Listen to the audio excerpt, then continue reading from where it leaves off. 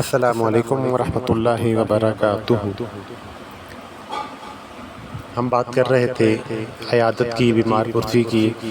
تو یہ تو کل کی ویڈیو میں جو ہم نے فضیلت بیان کی تھی، اس میں جو عیادت کرنے کے لیے جاتے ہیں ان کے لیے فضیلت ہے۔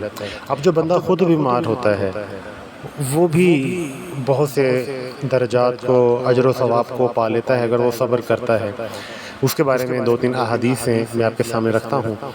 سب سے پہلے نبی رحمت صلی اللہ علیہ وسلم نے فرمایا کہ اللہ تبارک و تعالیٰ جس شخص کے ساتھ بھلائی کا ارادہ کرتا ہے تو اسے تکلیف میں مبتلا کر دیتا ہے۔ دیکھ لیجئے کتنی خوبصورت بات ہے، کتنی حوصلہ مند بات ہے۔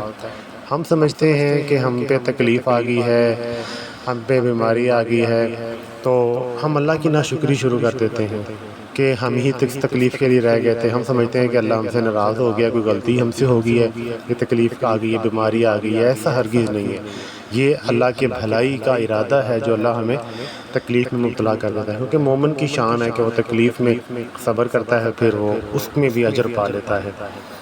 تو اسی طرح ایک اور حدیث بخاری میں آتا ہے کہ نبی رحمت صلی اللہ علیہ وسلم نے فرمایا کہ مسلمان کو رنج، دکھ، فکر اور غم پہنچتا ہے، یہاں تک کہ اگر اسے کانٹا بھی لگتا ہے تو وہ تکلیف اس کے گناہوں کا کفارہ بن جاتی ہے۔ سبحان اللہ۔ ہم تکلیف برداشت کرتے ہیں تو ہمارے گناہ جو ہیں وہ ہمارے سے ختم ہو جاتے ہیں، معاف ہو جاتے ہیں۔ اسی طرح نبی رحمت صلی اللہ علیہ وسلم کی ایک اور بخاری کی حدیث ہے کہ جب کسی مسلمان کو کوئی تکلیف پہنچتی ہے تو اللہ تعالیٰ اس کی وجہ سے اس کے گناہوں کو اس طرح مٹاتا ہے جس طرح درخت کے پتے جھڑتے ہیں۔ سبحان اللہ۔ تو یہ تو دیکھ لیجئے کس قدر ہمارے لیے یہ جو لمحہ شکوہ ہوتا ہے وہ در حقیقت شکر کا لمحہ ہوتا ہے ہمارے لیے۔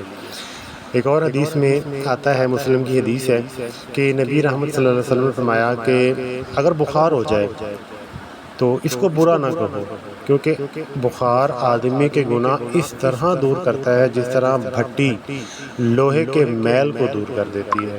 ایک تیز آگ بھٹی کے اندر اگر آپ لوہے کو پگھلایا جائے تو لوہے کو صاف کیا جائے تو اس میں سارا زنگ، میل کچیل دور ہو جاتی ہے، تو بندہ بھی بالکل گناہوں سے ایسے پاک ہو جاتا ہے بخار کی سچویشن کے اندر۔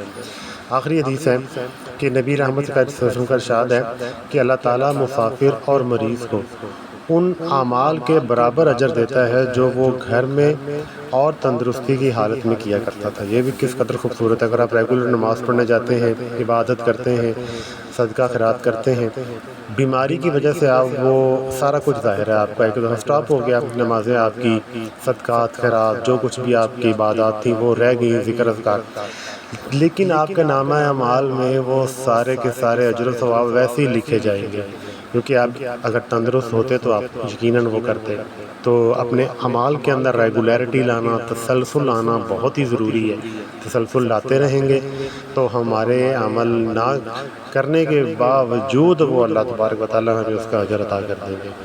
تو دین کے اندر آسانیاں ہی آسانیاں ہیں، پیکج ہی پیکج ہیں۔ اللہ تعالیٰ بس ہمیں عمل کرنے کی صحیح طور پہ اور آگے پھیلانے کی توفیق عطا فرمائے۔ وآخر دعوانا ان الحمد للہ رب العالمین۔